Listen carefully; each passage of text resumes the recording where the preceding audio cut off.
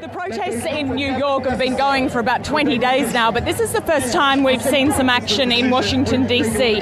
We're on Pennsylvania Avenue, Capitol Hill is up there to the right, and then in the other direction we're a couple of blocks from the White House, and that's where they're going to be marching later this afternoon.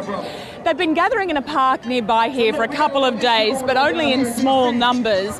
Today is the first day that there's been a coordinated effort.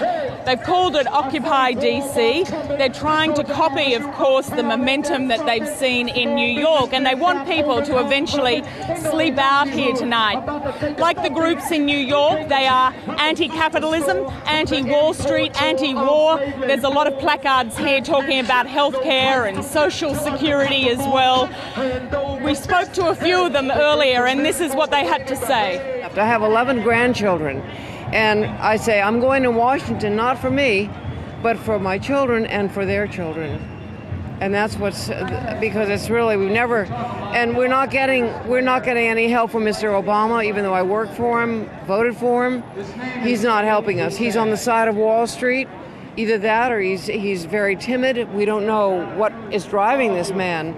But it's obvious to the people, until the people get activated and come out in huge numbers and take back the country, nothing's going to change.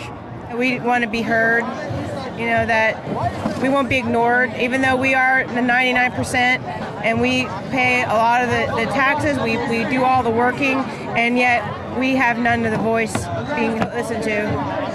So what they're hoping they're going to get out of today is a bit of the momentum that they've seen in New York. These organisers have encouraged people to bring along their sleeping bags and tents and to set up camp here, as they've done in New York. Just how many people will actually do that in the end, they're not sure, but the organisers are pretty happy with the numbers they've got so far.